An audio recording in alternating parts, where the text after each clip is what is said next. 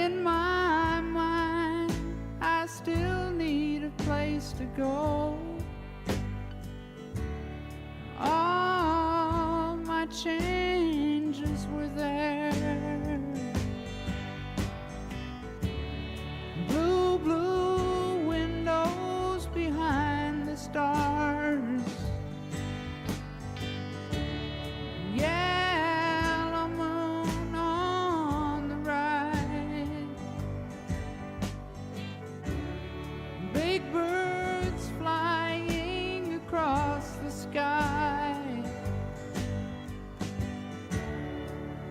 throwing shadows on our eyes.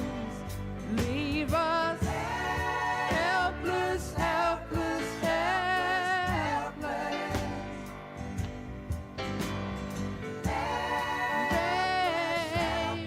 Baby, hear me now. The chains are locked tight across the door. Babe, sing with me somehow.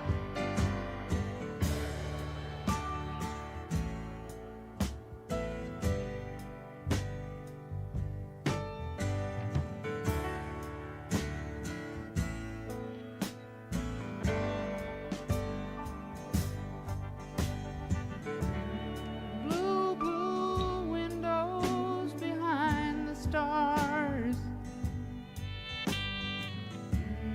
Yellow moon on the rise. Big birds flying across the sky, throwing shadows on our eyes. Leave us helpless, helpless, helpless.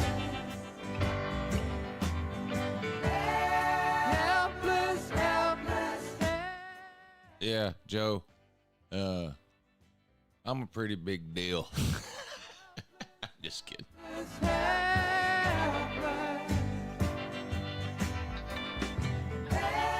Helpless, helpless, helpless.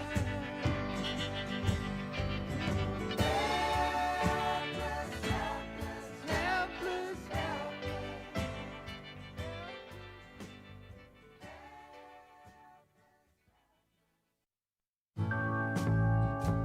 It's an idea someday. In my tears, my dreams. Don't you want to see her prove life that comes of no harm? You and I and dominoes, they go by. You and I in place, wasting time on dominoes. A day so dark, so warm, life that comes with no harm.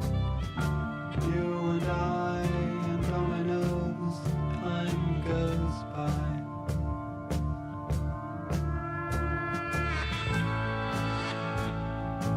Fireworks and heat someday, colder shell a stickle play. Overheard a lark today, losing when my mind's astray. Don't you want to know with your pretty hair? Stretch out your hand to glad fields in an echo for your way.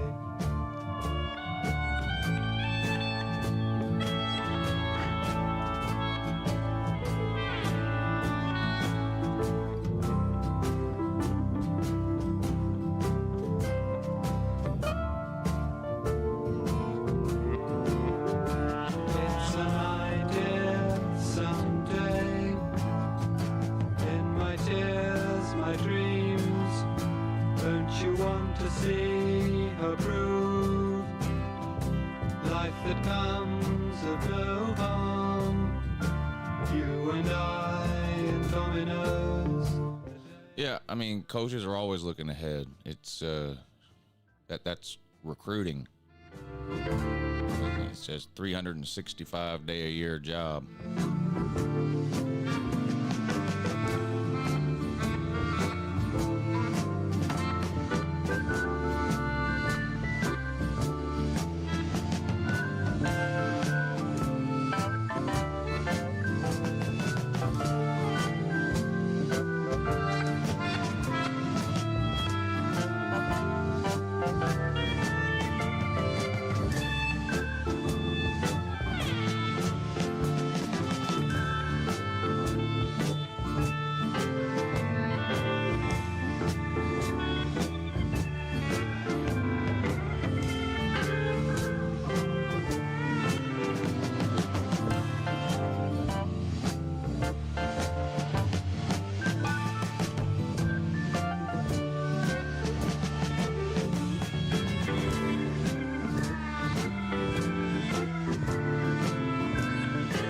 Terrible fucking song.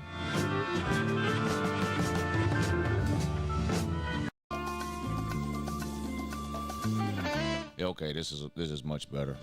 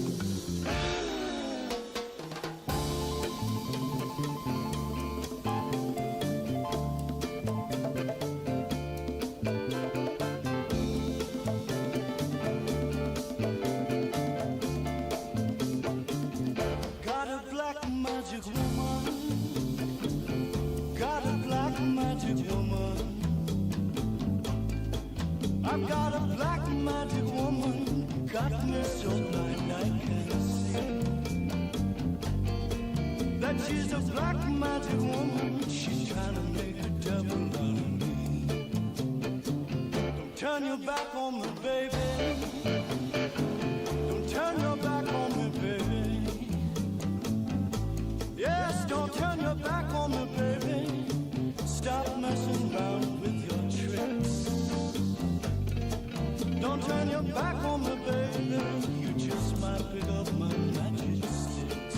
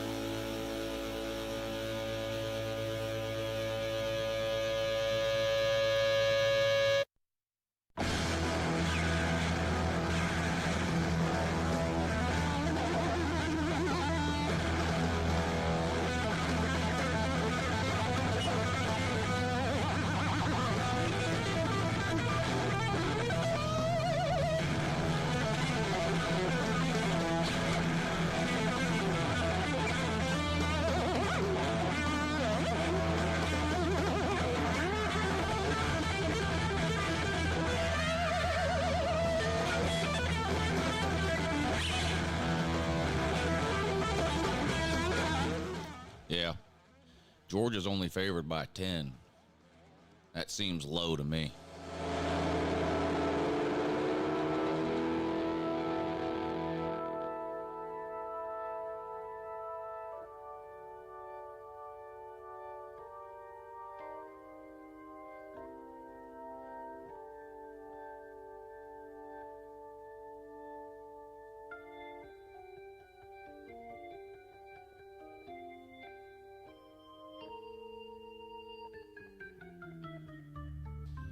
Yeah, you didn't give a fuck last time Tennessee played on the road either. When was that again? What was Tennessee's last road game? I can't remember.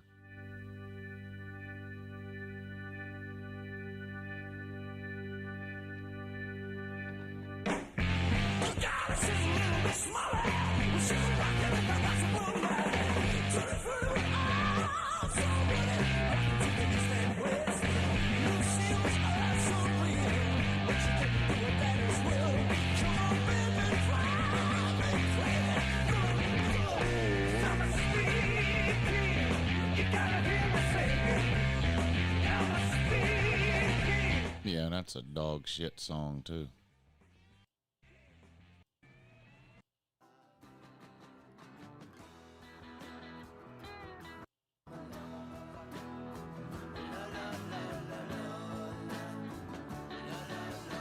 You gotta listen to like 4 bad songs to get to one good one on this shit.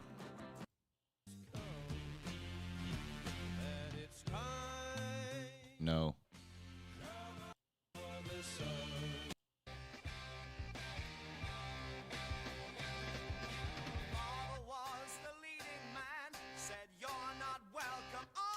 No. What? Ah, fuck. Say no on a bunch of this shit. Okay, here you go.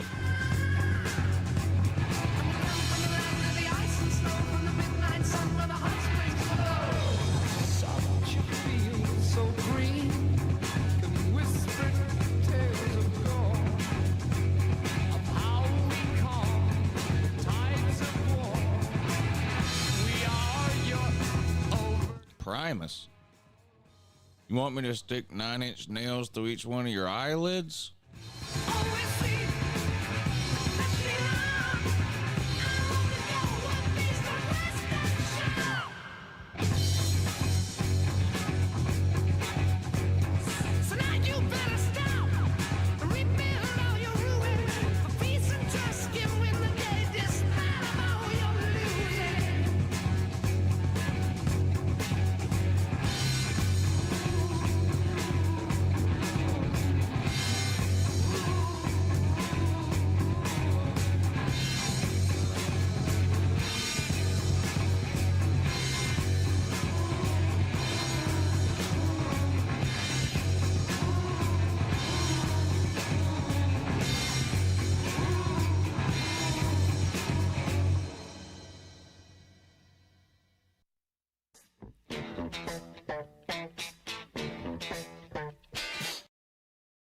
Sound like some goddamn Shaft. Hey, let's just turn that off. Good morning. Happy Tuesday. All right, let's see what's going on today. A whole lot of nothing. This school fined, that school. Why was LSU fined for fan conduct? The throwing the trash on the field. 4 weeks in a row. Dang. Shout out to Texas. Is that what it was?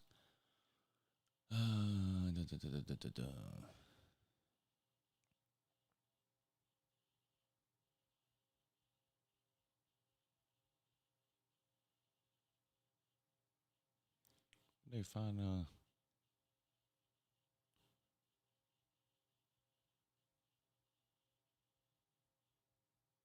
damn.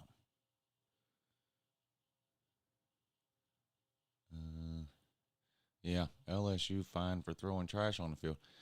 So every week since Texas, we've had the trash on the field routine. When will it end? When will it end? And when will it stop, too? I don't know. What else? Alabama loses a linebacker for the rest of the season. Uh-oh. Robinson. Okay. Well, how about Kirby Smart calling one of his own players an idiot and stupid? How about that? Obviously, I agree. Did y'all see that video of that stupid fucking Gump that transferred to Georgia jumping around with the Ole Miss fans after Georgia lost? Jesus, what an idiot he is. It is a dumb thing to do. That is a dumb thing to do. I'm surprised Kirby called him out like that, though, by name. Kirby was asked about it yesterday in a press conference, and he immediately he goes, "What an idiot! Just stupid."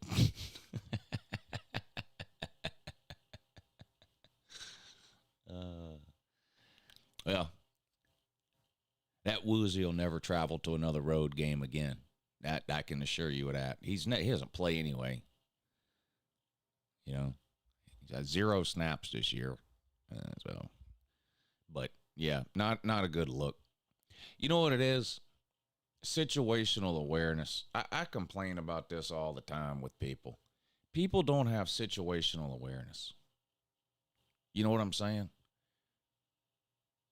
Like, appropriate behavior can be inappropriate when done in the wrong situation. That's lack of situational awareness. You know? Fans rush the field. You want to celebrate. There's nothing wrong with that. But the situation was you were on the losing team. So probably not a good idea to jump around and celebrate with the opposing fans. See? No situational awareness. And there's a lot of people that suffer from that disease.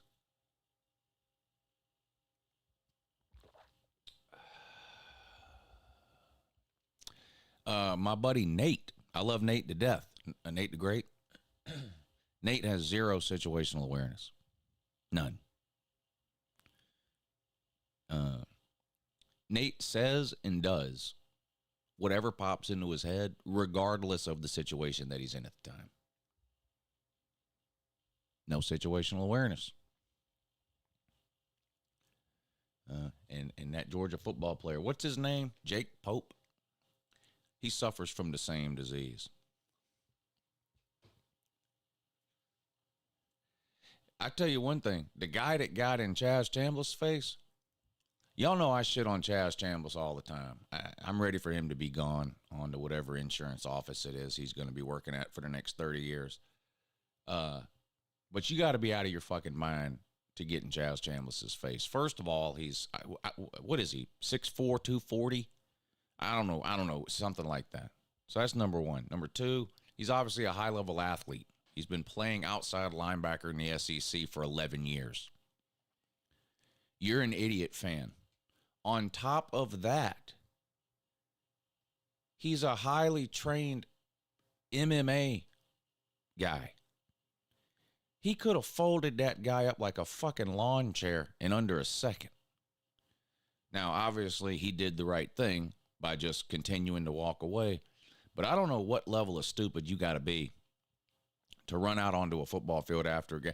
Look, I've done the rush to field thing. It's a lot of fun. I said last night on the Lunch Money Show, every college football fan should get to experience that. But you know what you do? You run out to the 50-yard line. You find your team.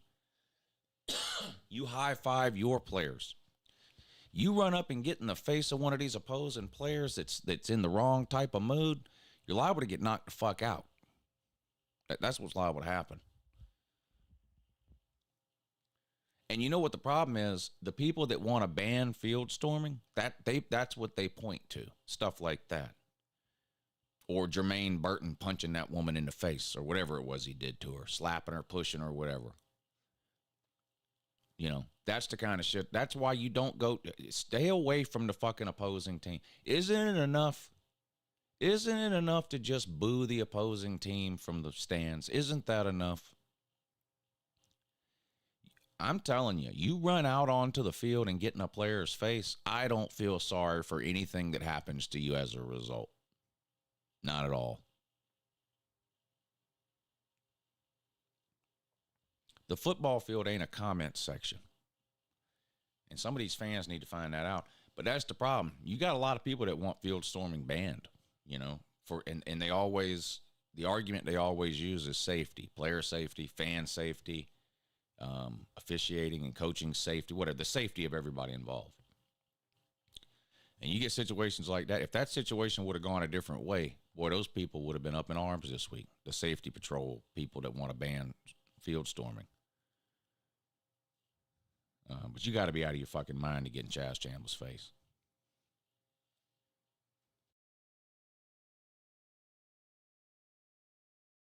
So, I don't know. Another question I have for y'all this morning. What do y'all feel about players' parents who come to the defense of their kids on the internet?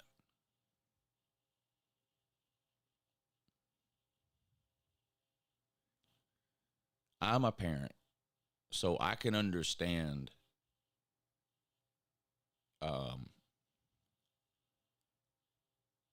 what it must be like to have people criticizing your child or whatever. Like, I get it. That's got to be really hard. Really hard to have to sit back and watch or listen or whatever to a bunch of strangers or whatever criticizing your child. That's got to be incredibly difficult. But I do not think these players' parents should be running to the internet.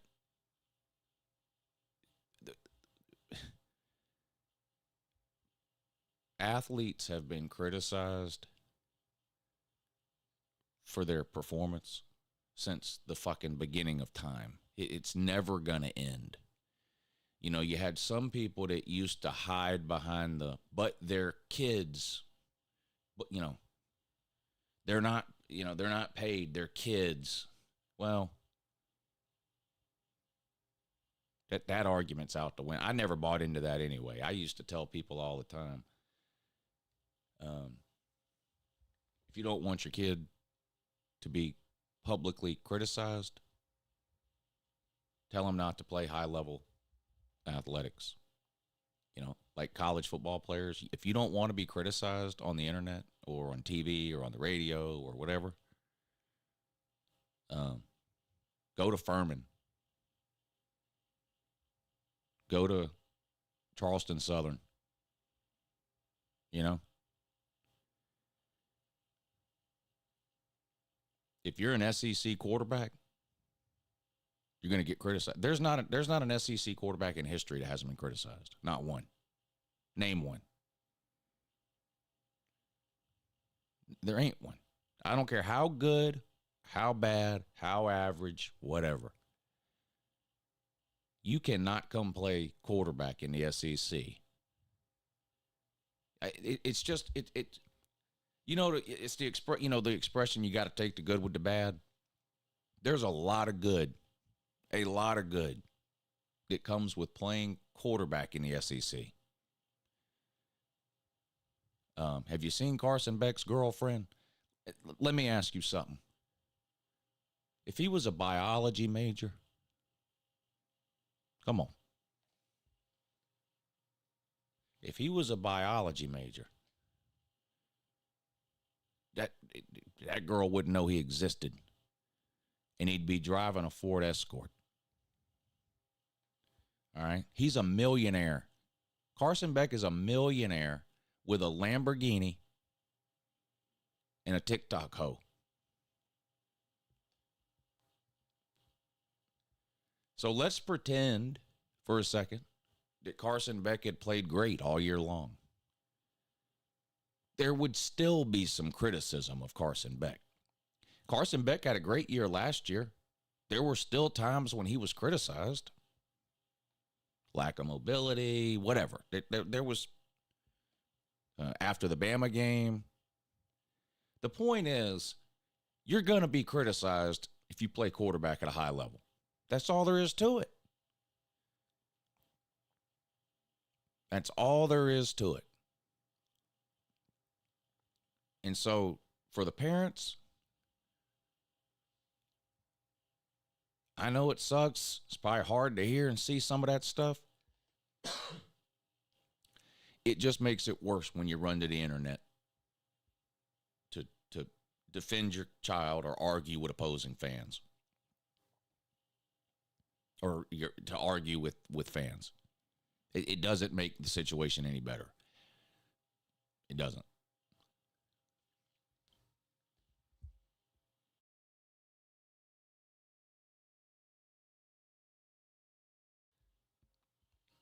So, you've all seen the picture or the video of Carson Beck laughing on the sideline, right?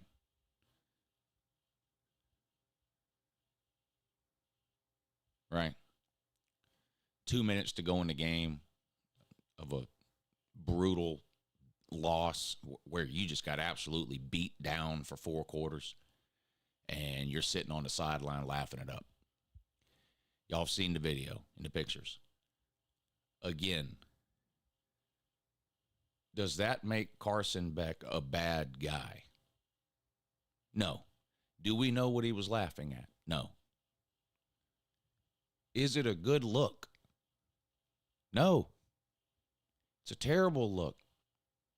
Situational awareness. You're the quarterback on a top 10 team. There is a camera on you from the time the game starts to the time the game ends. You cannot be sitting over on the sideline, on the bench, giggling like a middle school girl with 2 minutes to go in a game where you're getting your fucking ass kicked. You can't do that. You can't do that. It's a bad look. It doesn't look good. You go out and throw for 400 yards, 4 touchdowns, no interceptions, and you're winning the game 28-10? Yeah, sit over on the sideline and laugh it up, buddy. But it's not a good look. What he was laughing at, what he was smiling at, or why he was laughing or smiling is irrelevant. It's irrelevant. And what else is irrelevant is his mom running to his defense on the internet.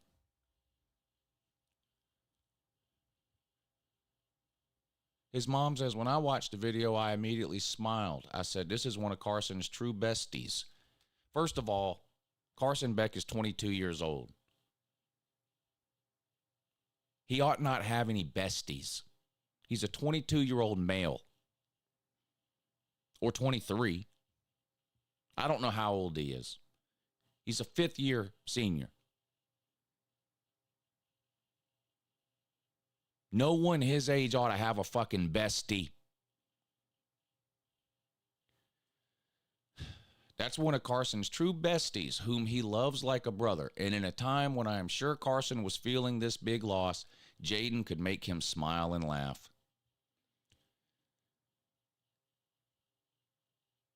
Great. Go in the locker room and do that shit after the game. She goes on, what I don't like is immediately the media took this as Carson not caring about losing and that he was laughing about the loss. Again, why he was laughing or what he was laughing at to me is irrelevant. It's a terrible look for a player who has played terrible for the majority of the year, who was given millions of dollars to come back to Georgia to play quarterback at a high level, and he's not doing it. Any and all criticism of college football players is fair game. Football criticism. Now, you know, and I'm guilty of this too, but some of the making fun of the way people look or whatever, oh, yeah, okay, that's over the line. I do it. I admit I do it. I've done it. And I admit that's over the line. This is football criticism that she's complaining about. She's not complaining about somebody saying that he looks like sloth or that he's inbred or that his eyes are too far apart. She's not complaining about any of that. This is a valid football criticism that she's complaining about. There's not a team or coach in the country that would want their starting quarterback sitting on the bench in the fourth quarter with 2 minutes to go of a loss laughing. It's a bad look. The media took this as Carson not caring about losing and that he was laughing. One thing I can promise is Carson cares, and he goes back and he works harder every day to help his team. I believe all that. I'm sure Carson shows up on Sunday and Monday and goes to practice and tries to get better. I don't doubt that for a second. It's not working, but I don't doubt that he's trying.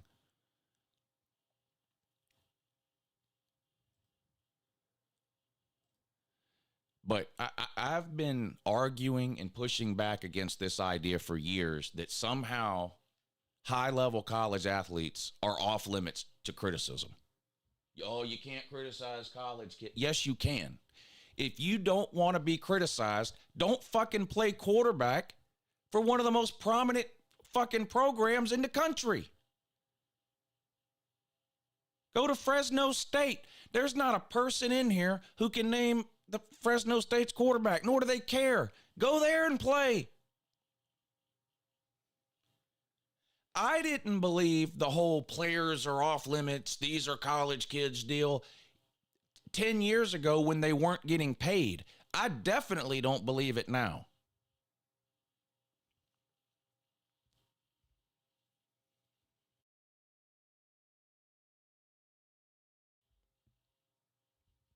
I run a Georgia group on Facebook that's got, I don't know how many tens of thousands of people in it. And there have been situations in the past where players' parents have been in there and complained about something that was said about one of their kids. And I told them the same thing I'm telling you all now. Tell them to transfer. Tell them to transfer. Don't come here. And then you got some of these, and these tend to be older fans. And I don't care what team you're a fan of, you've probably heard fans say something like this. You can't be criticizing the players online. What if a recruit sees that? What if a recruit sees fans criticizing their current players? That might make them not want to go there. Then I don't want them here. I don't want anybody who is so fucking soft that they would see a football criticism of a player on the internet and then go, I don't want to go there. There's nowhere you can go in major college football to escape criticism. It doesn't exist. It doesn't exist.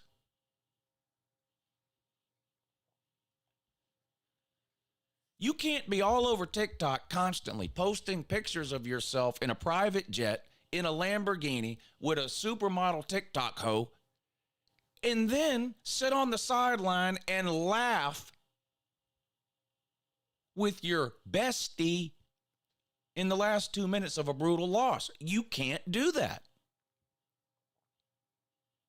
Well, I take that back. Clearly, you can do that.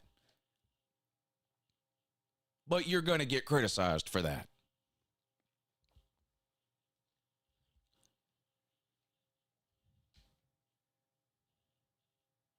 And these parents who make less money than their quote-unquote college kid ain't got no business running to the internet, getting on to people for criticizing their child's football. You're not making the situation better. You're making it worse.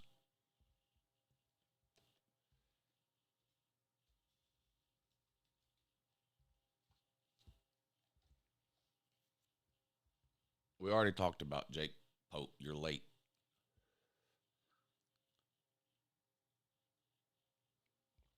PR shouldn't be. PR is not the job. Shouldn't be. It's not the job of a parent. It's a terrible look to have your mom on the internet telling people to stop criticizing you. It's not a good look for a $1 million quarterback. It's not a good look.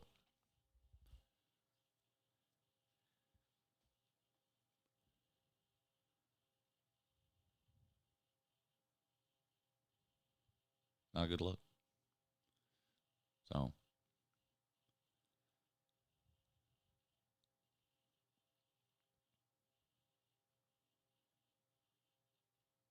yes, the Hill Jacks have a dude named Nimrod. They have a dude named Squirrel. You got a lot of players with dumb fucking names. His mom is a slave driver? Well, there's no way that's true. So, I don't know.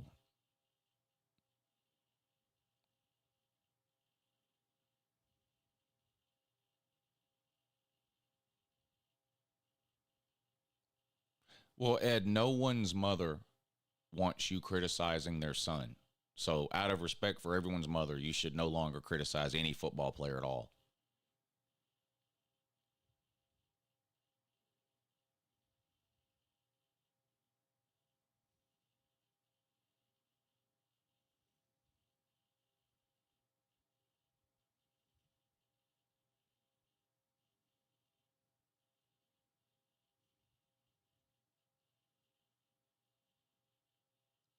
Boats.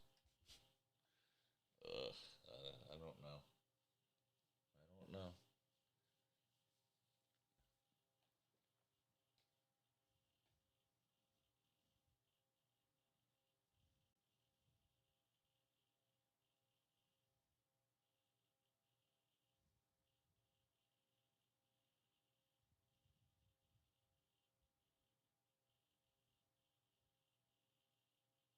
So, anyway, that's how I feel about that.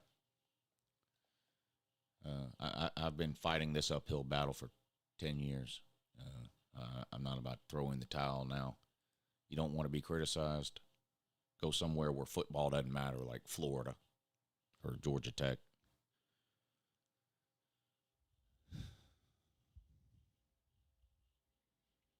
But she probably feels the same way.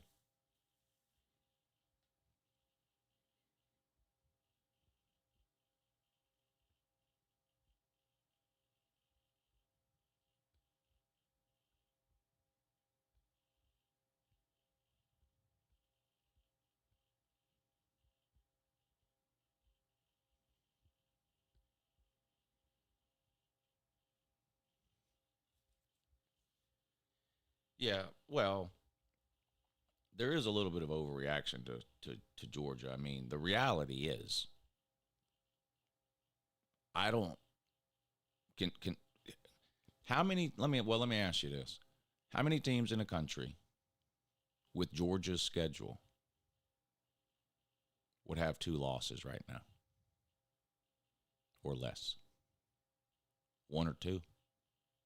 Not many. I can promise you that. Not many. But it's not so much the record, because let's be real. And I said it. I say it all the time. I said it this year, said it in the beginning of the season, said it in the offseason. I say it all the time. My goal as a Georgia fan is 10-2 and get to the playoffs. That's what I said in the offseason. And with 3 games to go, that's still a possibility. You know, they're going to be favored in all 3 of their games. They got Tennessee, Georgia Tech at the end of the year, and some elementary school in the middle. So it's not necessarily the record for Georgia that is the potential issue or the red flag. It's how bad the offense has been all year, right?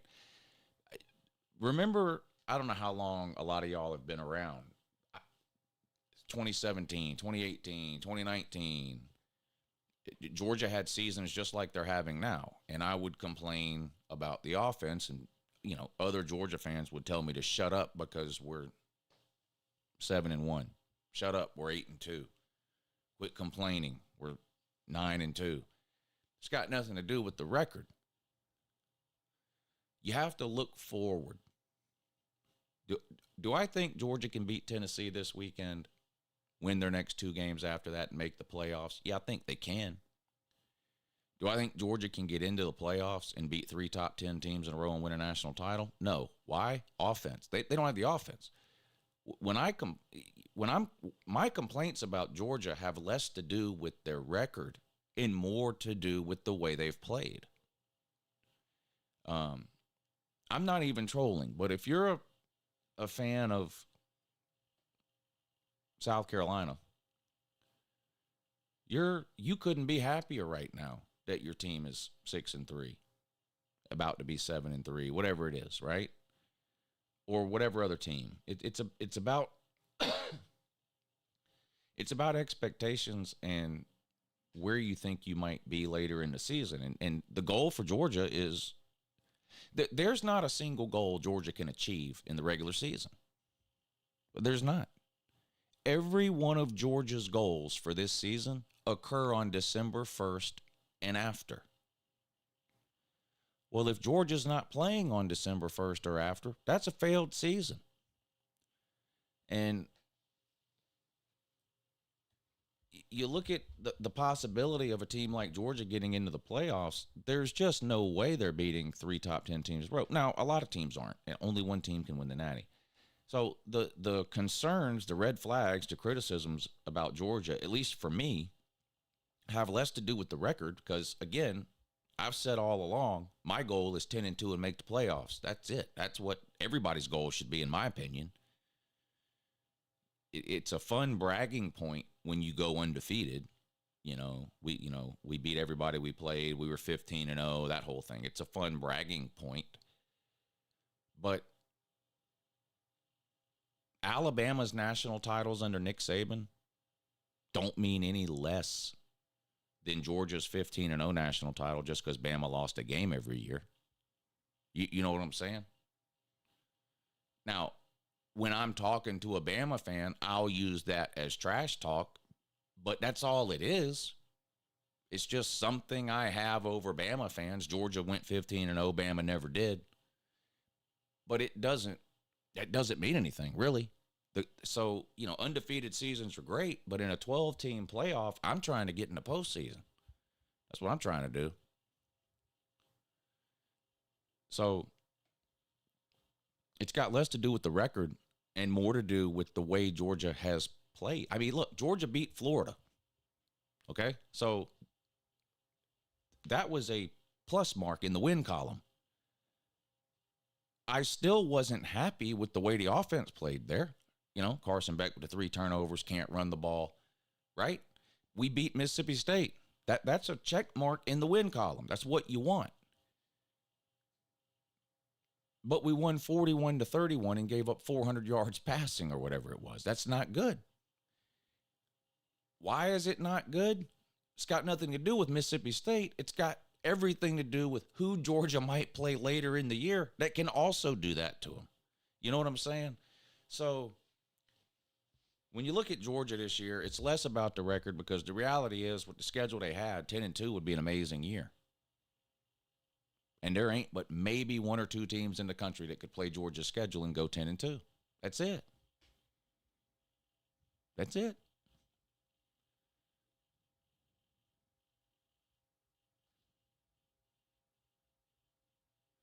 Georgia has played 4 teams ranked inside the top 15, and none of them were home games. Not a single one was a home game.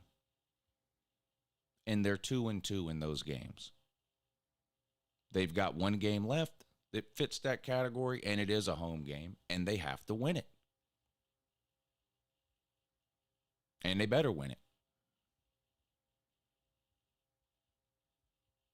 Yep, if Texas loses to Texas A&M, they're in trouble. I don't think Texas is going to make the playoffs if they lose to if they lose to Texas A&M. And I'm dead serious. I think if Texas loses to Texas A&M in the regular season finale, rivalry weekend, I don't think they'll make the playoffs. They'll be 10-2. I don't think they'll get in. Yes, Ballard, three lost teams are out. Yes, Texas is a 1-loss team, but a lot of 2-loss teams are out too. But Yeah, obviously 3 lost teams. There's not enough spots for the 2 lost teams, Ballard. So, yeah, obviously the 3 lost teams are out. Thank you for pointing that out. But if Texas loses to Texas A&M, they're going to be 10-2. They will have lost to the only 2 ranked teams they played, Georgia and Texas A&M, and their best win would be a 3-point win against Vandy. So if they go 10-2, they're not getting in. Georgia goes 10-2 with the schedule they have, they're a lock to get in.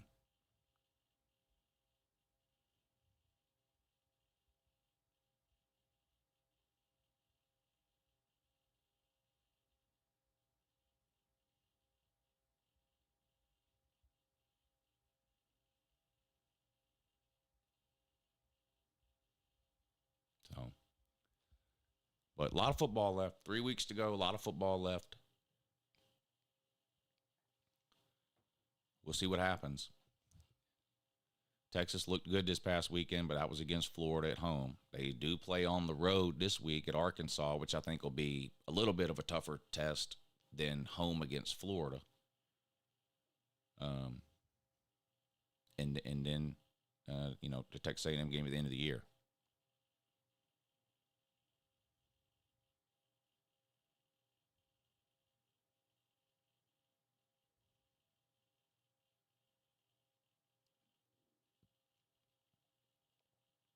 But if Texas loses to Texas A&M, then there's no difference between Texas and Clemson, for example.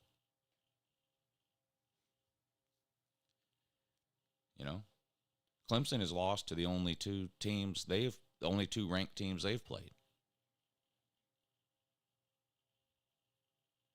And Texas is going to be in that same boat if they lose to Texas A&M.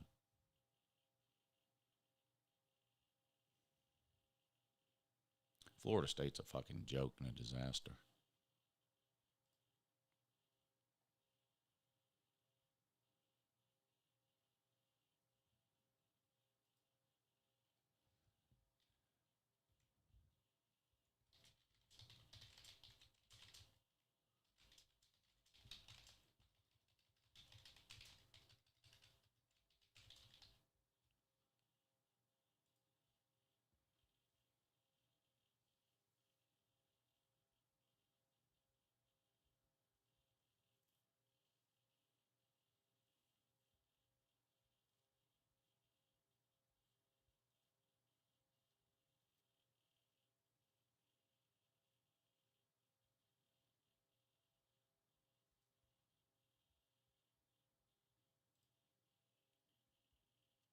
Clemson might lose to Pitt in South Carolina. Could lose to South Carolina. I don't think they'll lose to Pitt.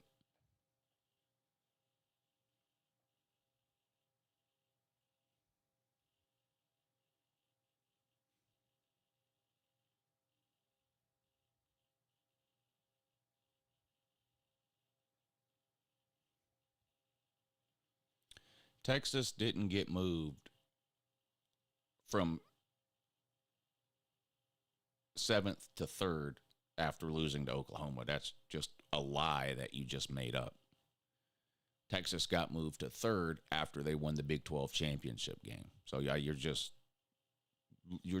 literally making things up.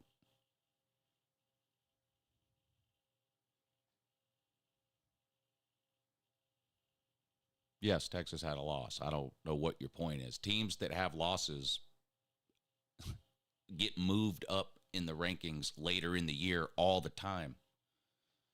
I mean, I'm trying to figure out if you're mentally retarded or what. So you think if a team loses a game in week 4 or 5 and drops in the rankings, they should never move back up? I mean, that's the dumbest thing I've ever heard. Not only that, it's impossible. It would be impossible to operate under that scenario. You'd end up with no teams ranked like 1 through 8 or whatever, because you wouldn't be allowed to move anybody up that had a loss. So that's honestly the dumbest thing I've ever heard.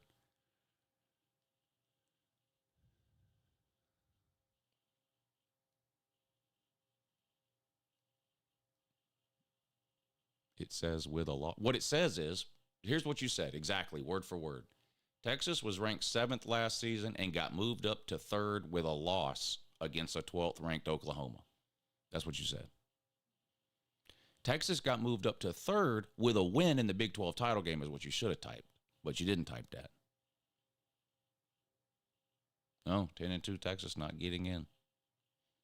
Not if they lose to A&M. They'll have 0 ranked wins. There's too many other 2-loss SEC teams that would have way better resumes than Texas. Why are you hung up on this whole Texas had a loss? So what do you think? So no one with a loss should be allowed to get in? Buddy, even when we had the 4-team playoff, there was never a year where you had 4 undefeated teams. So what the fuck are you talking about?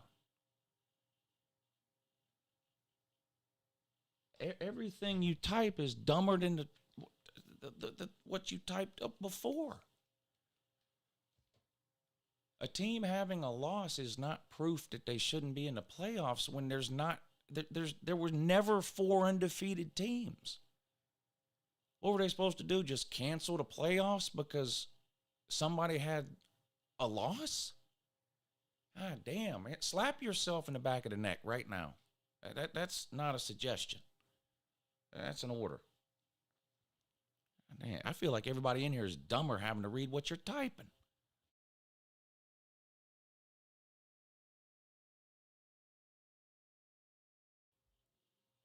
Holy shit.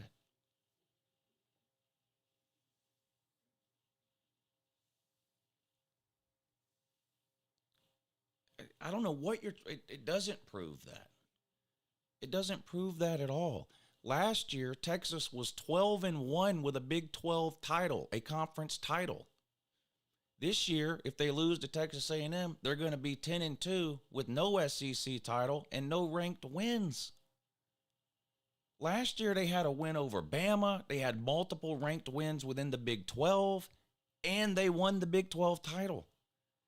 I cannot believe there is a human being awake this early in the morning that's that fucking dumb. Usually people like that sleep till noon.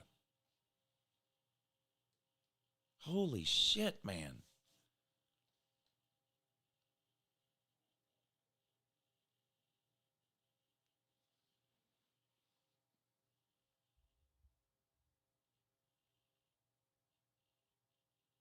I mean, god damn. If Georgia beats Tennessee and is 10-2, and Tennessee is 10-2, and Texas A&M beats Texas, and Texas is 10-2, Georgia and Tennessee are getting in the playoffs, and Texas isn't. It's that simple.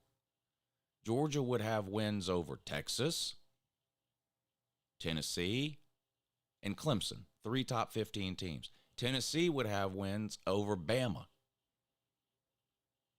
a top 5 team probably. And Texas would have a win over Vandy. Of course, Tennessee and Georgia would get in that scenario over Texas. Holy shit. I'm serious, man. You're dumb as fuck. Texas lost a game last year and made the playoffs. That's proof that they'll get in this year at 10-2 with no ranked wins. Damn, retarded motherfucker.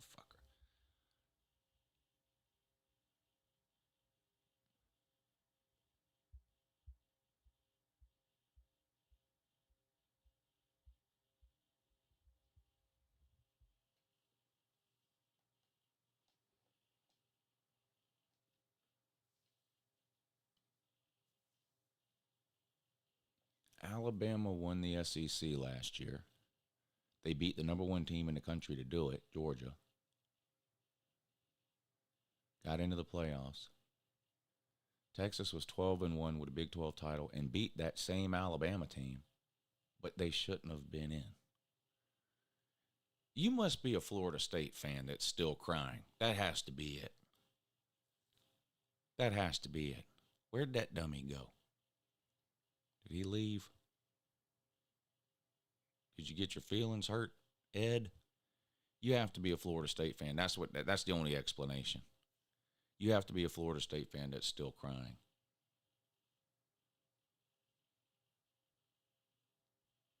If Texas A&M beats Texas, who's playing in the SEC championship game?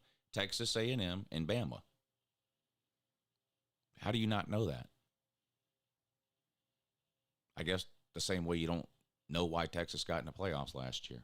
Texas A&M has one SEC loss. If they beat Texas, they'll still have one SEC loss. They'll be in first place in the SEC by themselves. So Texas A&M would get in. Bama would get in because the tiebreaker is conference opponent's winning percentage. And that would go to Bama. So it would be Texas A&M versus Bama in the SEC championship game. Bama would win, eliminating Texas A&M. Bama would get in. Georgia, if they beat Tennessee, would be in. Tennessee would be in, and Ole Miss would be in, not Texas.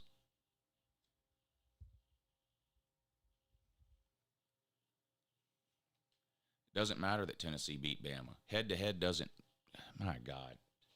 Guys, if you're going to be college football fans, take 5 seconds to learn how the playoffs work, how tiebreakers work. I'm serious. Take 5 seconds to Google that.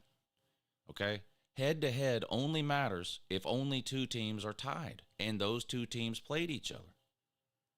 You can't use the fact that Tennessee beat Bama has nothing to do with who gets into the SEC championship game if 6 teams are tied. Nothing to do with it at all. 0.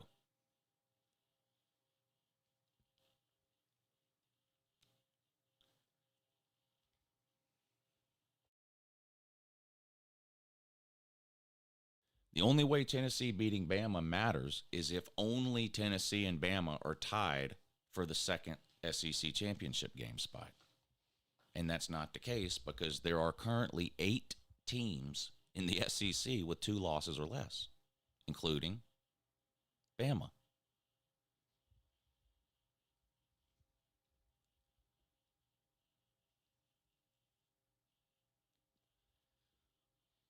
I mean, that would be like me saying, well, Georgia would get in because they beat Tennessee. Or it would be like Bama fans saying, well, Bama would get in because they beat Georgia. Doesn't matter. There's going to be 4, 5, 6 teams tied with 2 losses for the second spot. So head-to-head is out the window. It comes down to the 4th tiebreaker, which is conference opponent winning percentage. And people that have done the math say that Bama's opponents have the highest winning percentage.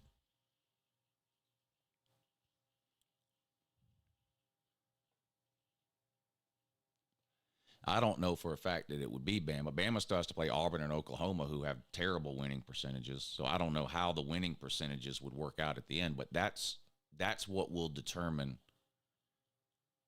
the second team in the SEC championship game, conference opponent winning percentage.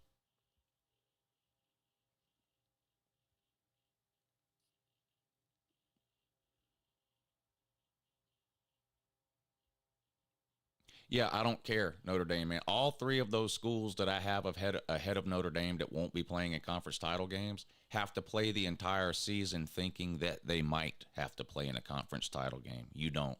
So, but don't worry, I'm not on the playoff committee, so you don't have to get mad about it. But if I was on the playoff committee, I would never rank Notre Dame higher than 9. I don't care if they were 12-0.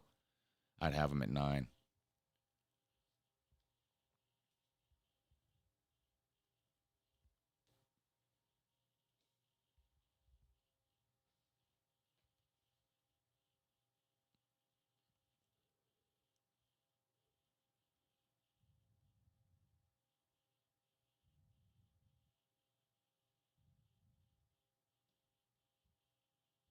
Yeah, I've already done that, Jenkins.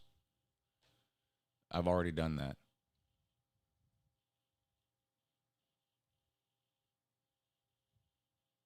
If the favorites win, then it's going to be Texas versus Bama in the SEC championship game.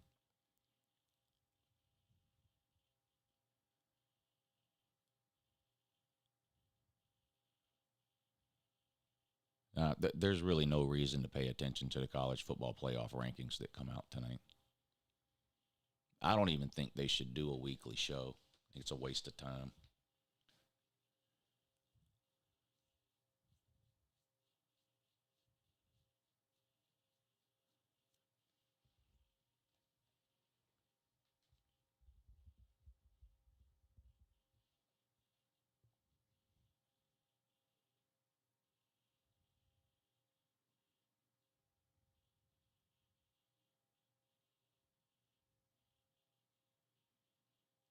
I don't want to make the SEC title game with 2 losses.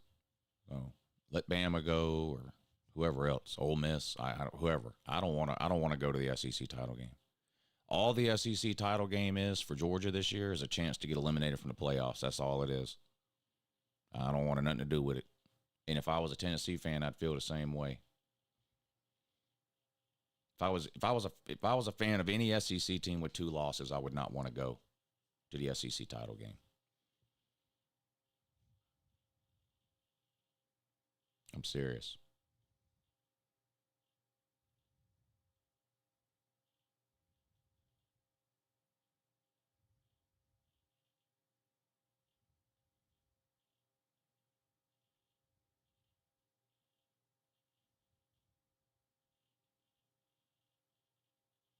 No, if Bama loses in the SEC championship game, they won't get in. They'll have 3 losses.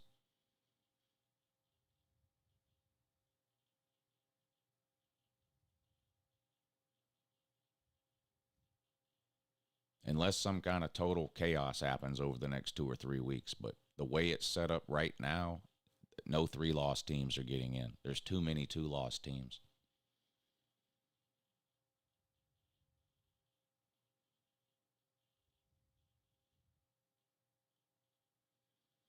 They said they wouldn't penalize conference losers. Shit.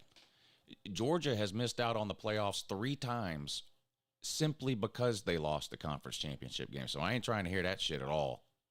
I'm not trying to hear that at all. Georgia missed the playoffs in 18, 19, and 23 because they lost the SEC championship game. So I'm not trying to hear that. That the loser of the conference championship game won't be punished. Shit. They've been punishing them for 10 years. The committee's been punishing the loser of conference championship games for 10 years.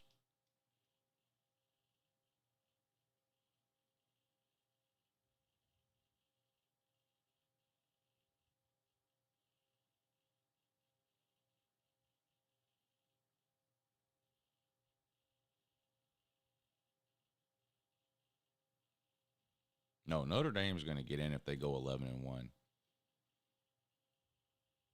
Especially if they blow out Army like they did Navy.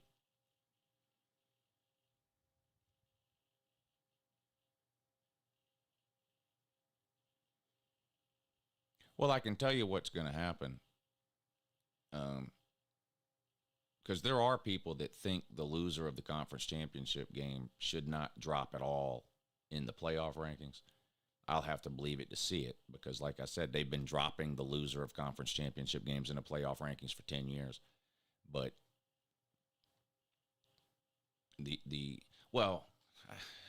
I don't want to get into the whole SEC Big Ten and how they think they're better than everybody else. I don't want to get into that today. But I don't like the stance and the attitude that the SEC and the Big Ten are taking, which is basically what the SEC and the Big Ten are saying is if we don't get our way in terms of playoff selection, then after next year we're no longer participating in your playoff. That's what they're blackmailing college football. And I just disagree with the premise altogether that if somebody thinks that the 5th best team in the SEC is better than the winner of the Big 12, then the winner of the Big 12 ain't got no business being in the playoff, and it should be the 5th best team in the SEC. No other sport operates that way. It's just ridiculous. I made the analogy 100 times, but take the NFL or Major League Baseball or the NBA or whatever. How many teams from each conference get in the NFL? You got the AFC and the NFC. 8 teams or whatever from each? Okay, well, what if the 10th best team in the NFC is better than the 6th best team in the AFC? Do we alter the playoff format of the NFL because somebody thinks the 10th best team in the NFC would beat the 6th best team in the AFC? No. You're the AFC, you get 8 teams. You're the NFC, you get 8 teams. It's probably what they should have done with these playoffs from the beginning. But, I mean, I do agree that the 4th, 5th, 6th, probably even 7th or 8th best team in the SEC is better than the 3rd or 4th best team in any other league. But what do you want? I mean, you got people that are legitimately arguing for basically an all SEC playoff. We have that. It's called the regular season. What?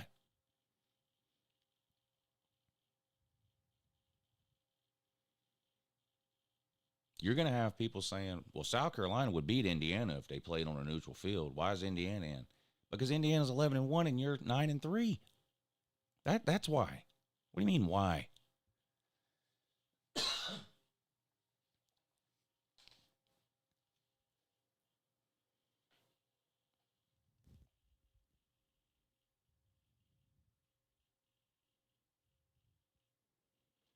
But back to the question about conference championship games, the Big Ten and the SEC will do one of two things. If we only have this playoff for 2 years, y'all know that, right? This is only a 2-year deal. As of right now, there is no college football playoff in 2026. There isn't.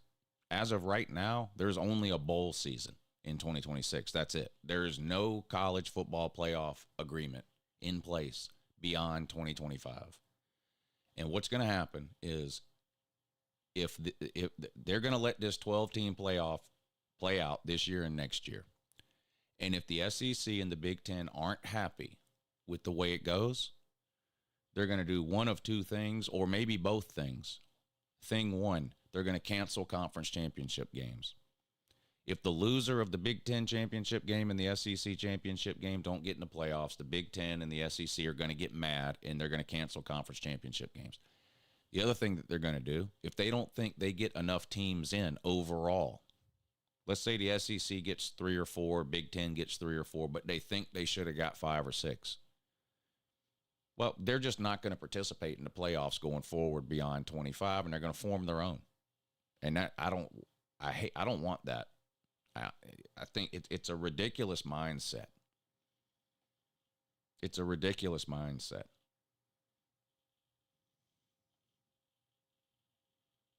What good is it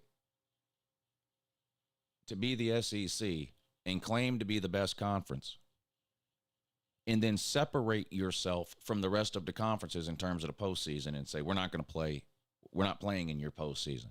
What's the point? What's the point of walking around with your chest out about how you're the best conference, but then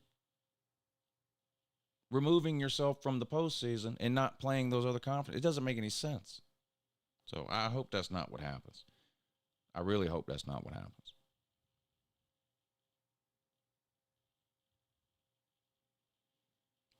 I mean, do I think BYU or Colorado or Miami or SMU is going to get in the playoffs and beat 3 top 10 teams in a row and win the national title? No. But boy, one of the things we love the most about college football is crazy upsets. Imagine BYU getting into the playoffs and beating Oregon in the second round. Like, I'm not saying that would happen, but we've all watched college football long enough to know that you line 2 teams up on a field, the better team just doesn't win 100% of the time. And that's one of the things we like about sports, is that the outcome is unknowable to a certain degree. You know? We're all pretty sure Texas is beating Arkansas this weekend, aren't we? But would anybody bet their entire net worth on it? No, because we've seen way bigger upsets before. We see it all the time. I mean, it's one of the things we love about college football. So I want to see Boise State in the playoffs, BYU, SMU, Indiana, whatever. Not those teams specifically. I just, in general, I like the idea that we have a 12-team playoff. 4 or 5 of those teams that get in, quote unquote, have no chance. I like that because there's going to be some years where those teams that, quote unquote, have no chance beat some team that we all thought did have a chance. Like that. I like that about college football. I mean, I like that about college football. So, I don't know. I don't know.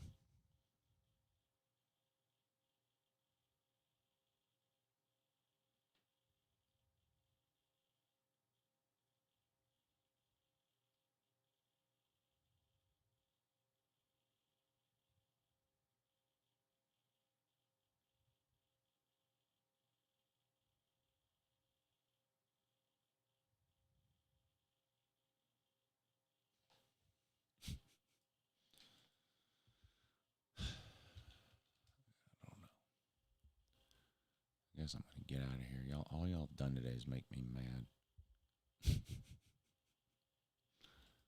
All y'all have done. Make me mad early in the morning. I don't like that. I don't like that one bit. Ruby, thank you.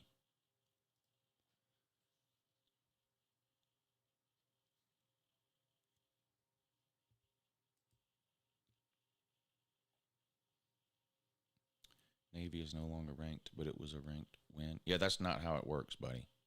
The the playoff committee doesn't go, well, Navy, well, some other poll, the AP had Navy ranked 3 weeks ago, so we're going to give Notre Dame credit for a ranked win. That's not how it works. Every single week, the whole ranked win thing is reset every week. I'll give you an example. We've been talking all show long, haven't we? That Texas doesn't have any win against ranked teams. You've been listening, Notre Dame, man. We've been talking all morning about how Texas doesn't have any win against ranked teams, right? Right? Would you agree with that, Notre Dame, man? Well, okay. Well, Michigan was ranked when Texas beat them. So, according to you, that's a ranked win for Texas. But back here in reality, that's not a ranked win. Nor does the playoff committee consider it a ranked win. Nor do they consider Notre Dame's win against Navy a ranked win because Navy's not ranked today. He's claiming Notre Dame's win against Navy is a win against a ranked team. It's not.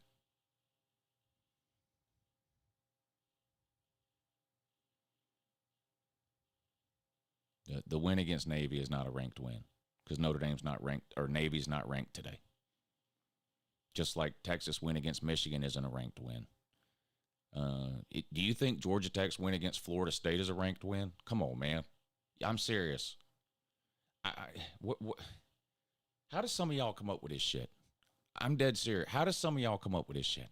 You think Georgia Tech beating Florida State is a ranked win? You're at, what do you do?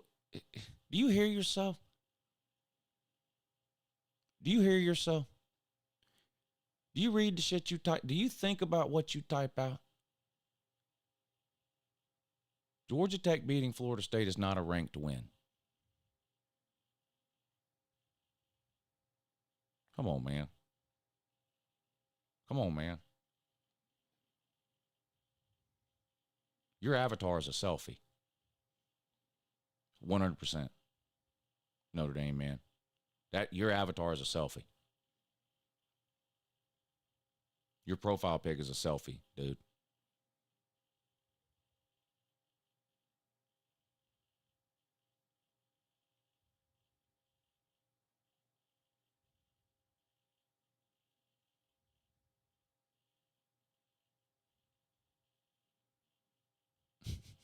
Georgia Tech beating Florida State is a ranked win. Holy shit, man. Come on, man.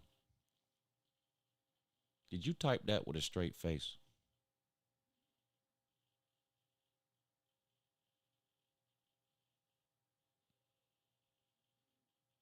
or did you type it with that sloth face from your profile picture?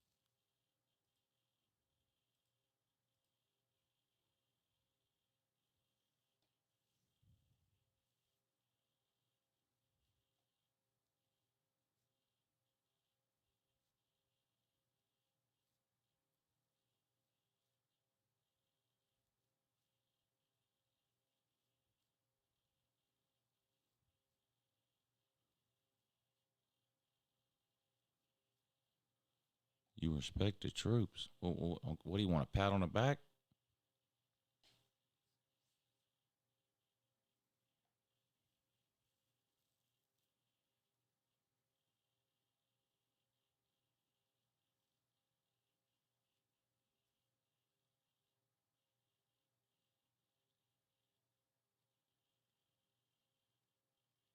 Everybody pretends to respect the troops on the internet. What do you actually do?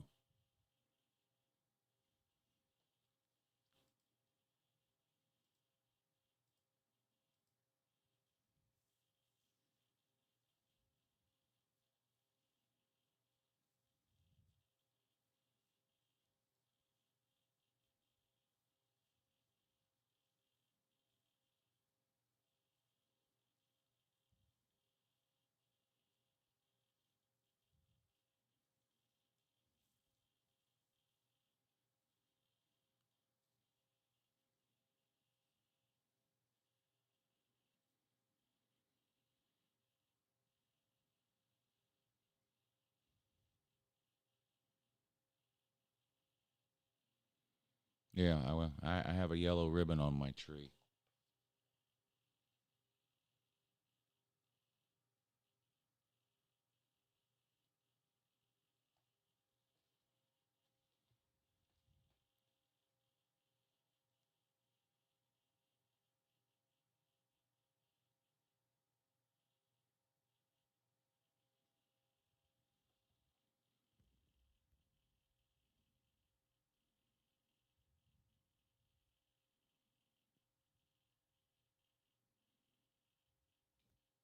Saying you support the troops on the internet is like telling somebody you're going to pray for them.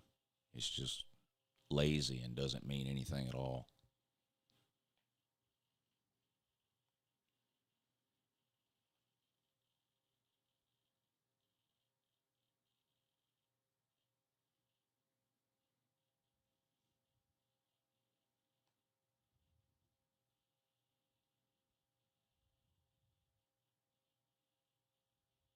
Sailors and dogs, stay off the lawn.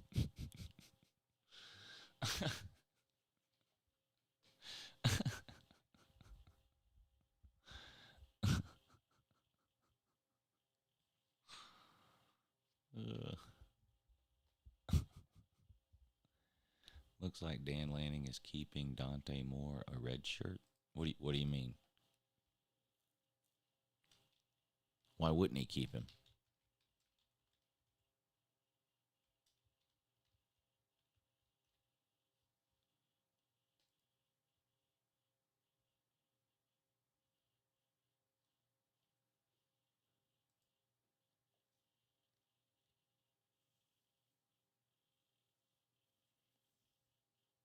Tennessee versus Georgia? I'm taking Georgia. They're at home. They're a 10-point favorite. I'll take Georgia to win. Slaw is a yellow belt. Slaw is a braided belt.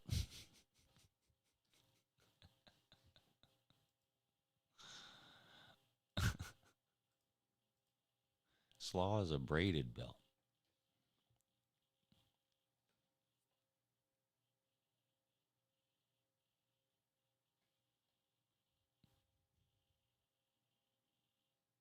Oh, you mean he's going to take this is going to be a red shirt year for Dante Moore is what you're saying? Yeah, okay.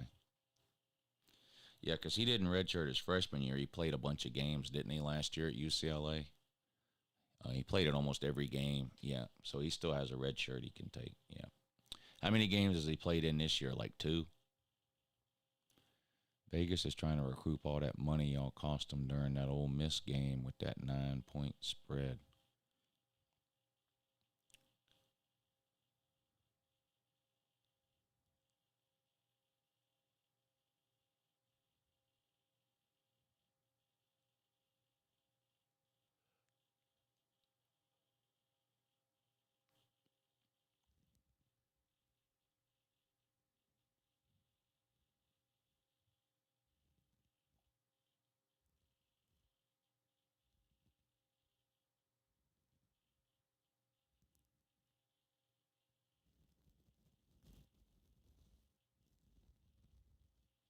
If you were to interview Kirby, what was the first question you'd ask him? Why he didn't bench Fromm for Justin Fields in 2018 so we could have won Natties before 2021?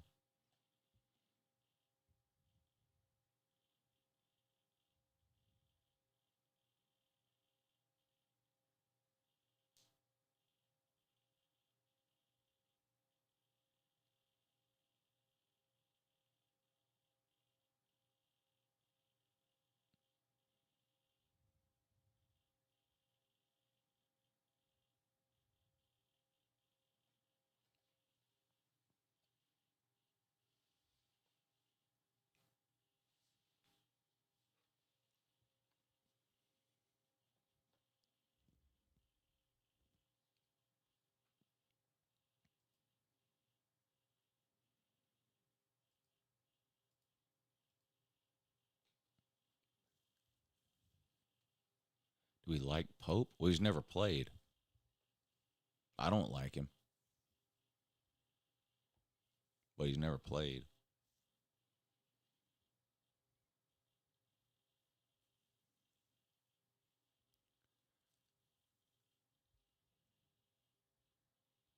Yeah, LSU got destroyed.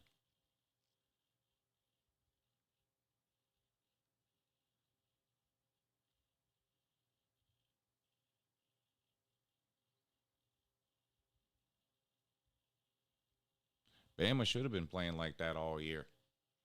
Milrow between 15 and 20 passes a game and between 10 and 15 rushing attempts a game. That's what they should have been doing all year.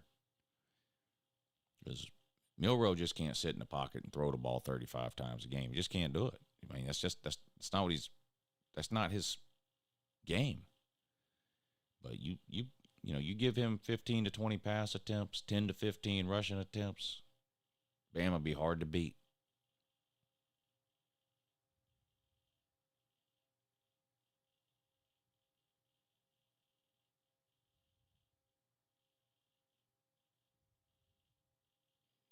Yeah, they're going to deport Slaw back to the nervous hospital.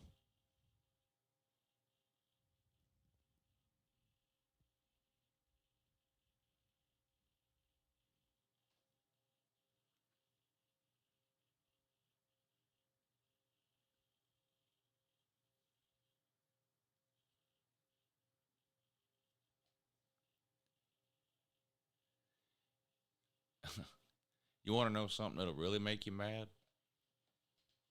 I don't know if this is true, and we'll probably never know. But I don't know. What do you think we spent on London Humphreys and Colby Young? 2 wide receiver portal additions for this year. One of which got kicked off the team after week 4, the other of which couldn't catch a cold in an igloo. What do you think we paid for those 2 portal players? $600K? Anybody else know? $1 million for both, $1.5 million, over $1 million. What if I told you that we could have kept Ladd McConkey for $1 million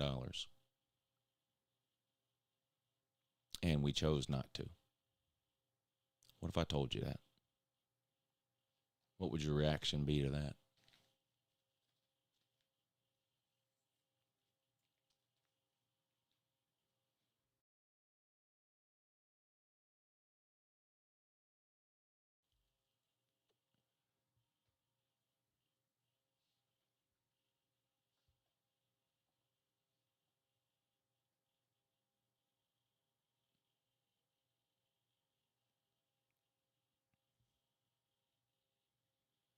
Now, would it have made a difference in what Georgia's record is right now at this point in the season? Probably not. But would Georgia be a much better team offensively? Probably.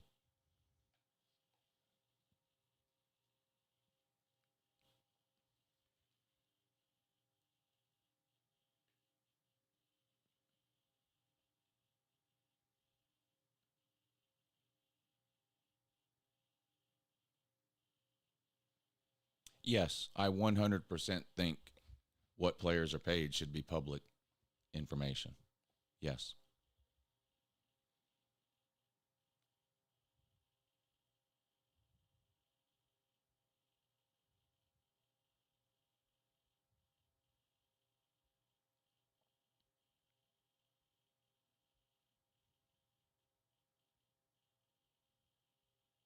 I have no idea how much we paid for Colby Young and London Honk Freeze. I have no idea.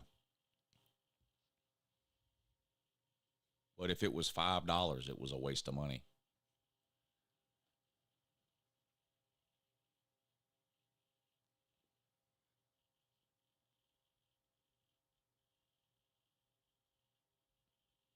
Beck's making at least $1 million.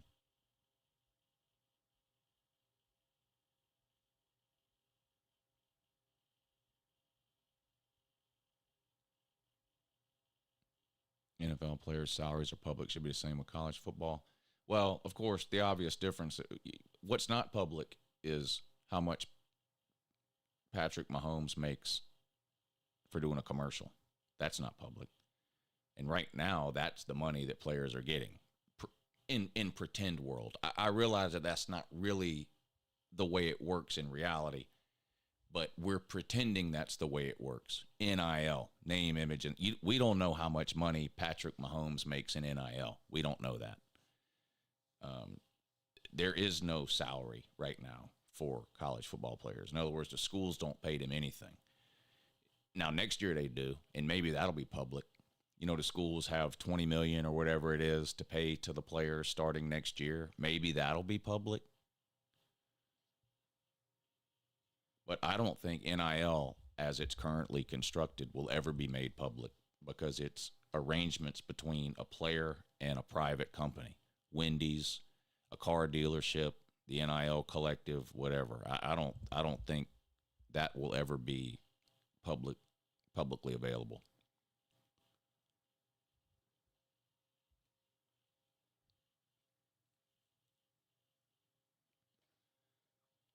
Georgia's wide receiver coach is James Coley.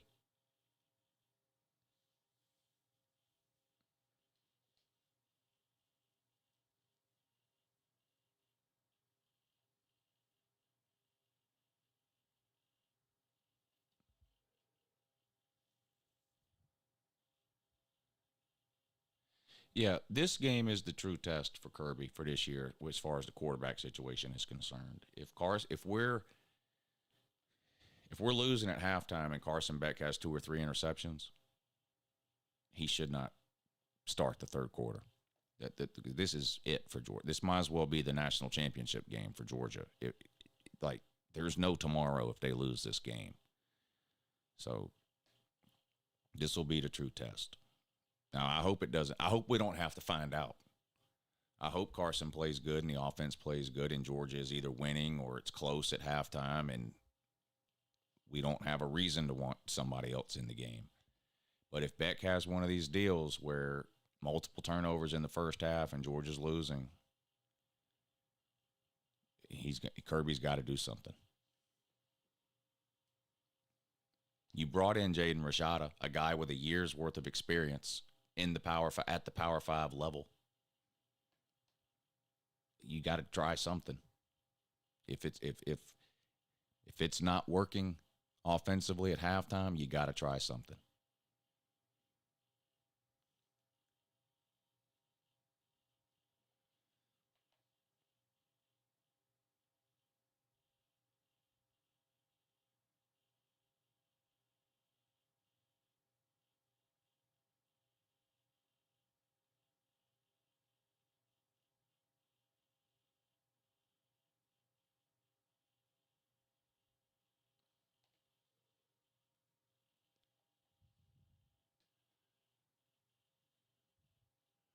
Well, the offensive line has been a disappointment, and our top 3 running backs are hurt. 2 of them haven't played all year. ETN is hurt. He's RB1.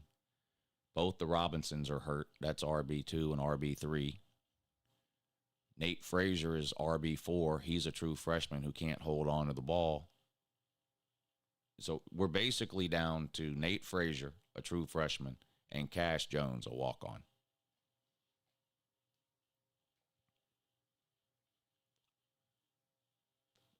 I mean, I do think ETN will play this week, but it's probably going to be like last week. How many carries he have last week? 7 or 8? I mean, he's not going to, I don't have much faith in ETN being able to play a lot this week based on how little he played last week. It's probably going to be Nate Frazier and Cash Jones again.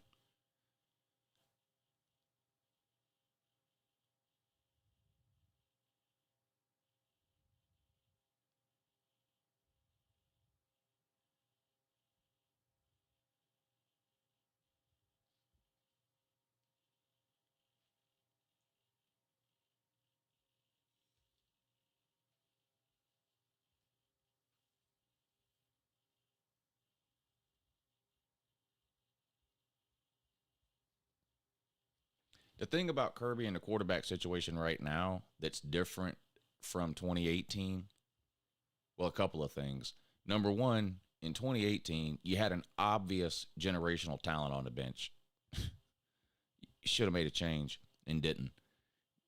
The difference between that and now is we don't really know what we have behind Carson Beck. That's number one. And number two, Kirby has earned a lot of cachet when it comes to everything, including quarterback decision making, because of the 2 national titles with Stetson.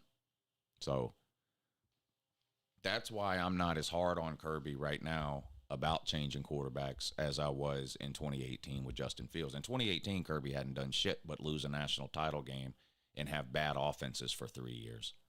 That's it.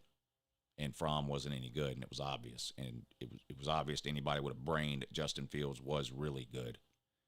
And we just wasted him on fake punts and red zone circus plays. It was a joke. It was an absolute, it should have been a crime, the way the whole Justin Fields thing went down. Someone should have been charged criminally. But now Kirby Smart's coming off back-to-back national titles with a quarterback that everybody said couldn't win a fucking game, Stetson. And so it's harder now to sort of yell and scream about Kirby fucking up the quarterback situation.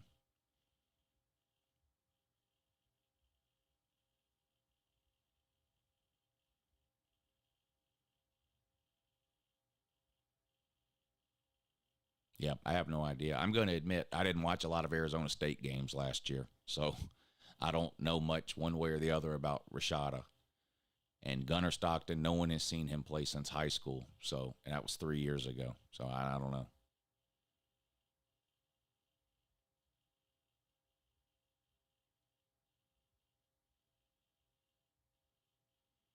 But Justin Fields isn't the reason Georgia recruits good. I don't know where you got that from, but Georgia recruits in the top 3 every single year since Kirby got there, before Justin Fields and after Justin Fields.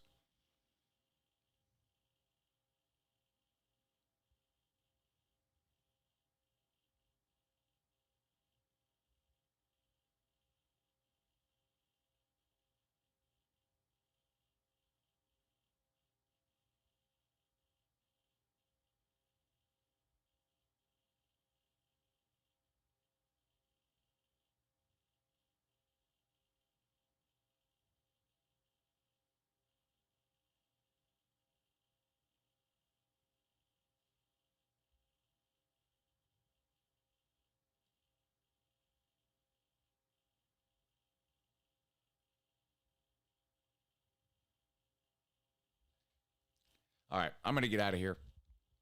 What videos can we do today? What videos y'all want to see today? What do y'all want to hear me talk about today for a video or two?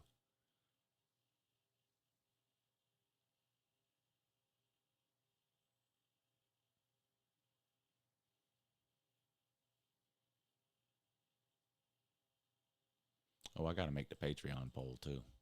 Let me do that now so I don't forget. I'll make this week's Patreon poll, see what they want to do. I don't know why I'm doing a poll. I know it's going to be prime time. This is the literal definition of just going through the motions here. Week 12 poll. Pick one time slot. Noon, afternoon, prime time.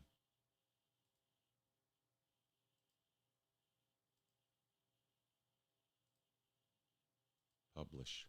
All right, those of you that are on Patreon, the poll is up. Head over there. Go through the motions. Vote for prime time game. Get a life, Lou.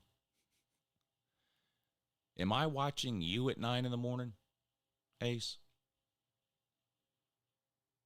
Ask yourself that. Did I get up this morning to watch you?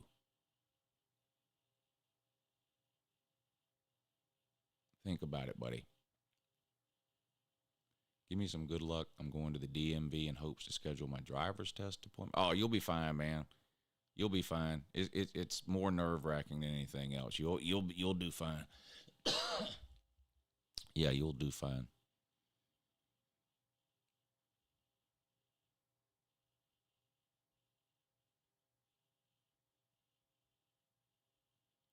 Talk about Ohio State versus Indiana. That's 2 weeks away.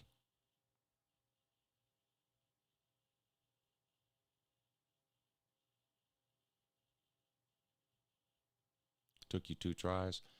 I think down here, if you fail it, you can try again the very next day, I think. And then if you fail it a second time, I think you have to wait a week. And then if you fail it that time, you have to wait like 30 days or something like that. I don't know. My son turned 16 in January. My daughter turned 16 2 Junes ago. And she passed it on her first try. I came on here to give you some guidance, Lou. Get a life, Lou. No, you came on here to watch me like you always do. You're here every show. So I'll ask you again. Did I get up this morning to watch you, or did you get up to watch me? It's a simple question. I don't know why you're having a hard time answering it. That's not true. I know exactly why you're having a hard time answering it. Surprising teams that could cause chaos over the next few weeks. Well, anybody that's playing one of the 2 lost SEC teams could cause chaos. SMU or Miami losing again. Ohio State losing.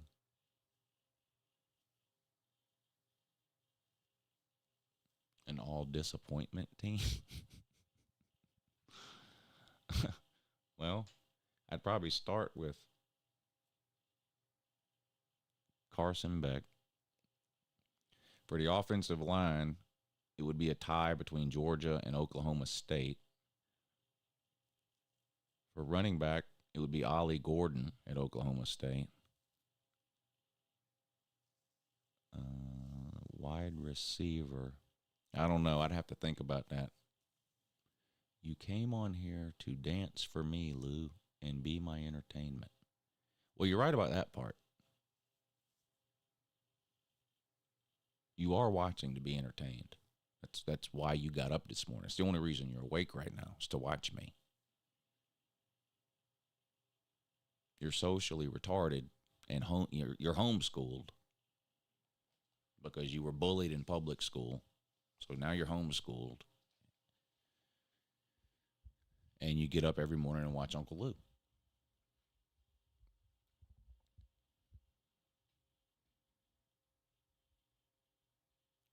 Oklahoma isn't beating Bama? No, I would be shocked if Oklahoma beat Bama. Shocked. I mean, they couldn't beat Missouri last week, and Bama beat Missouri 34-0. It's hard for me to see Oklahoma doing anything against Bama. It is a home game for Oklahoma, but I don't know. I can't see that. Isn't it a home game for Oklahoma? I mean, I don't think it matters. I don't think it matters.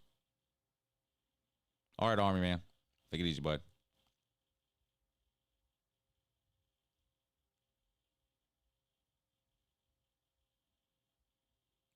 Bobo has been the downfall of a once great program. Yeah. Downfall. Top 10 team.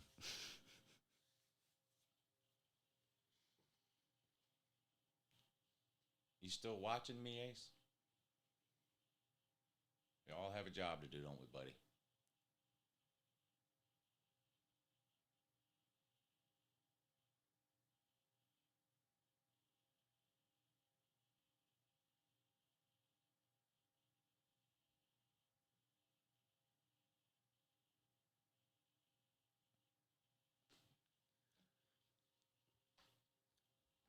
Which shit can in the SEC can turn it around the fastest?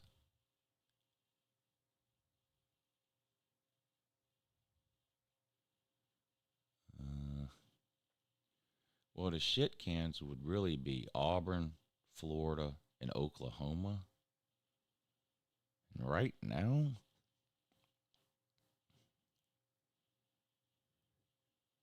like, which of those three teams will be better next year? I don't know if any of them can turn it around next year, but I think Florida and Auburn next year will probably be better than Oklahoma.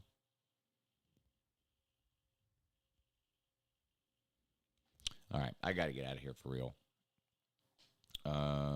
What's today? Tuesday? Yeah. All right, I'll be back on at 9 o'clock tonight for the call-in show and back here Thursday morning for the morning shoe. All right. I'll talk to y'all later.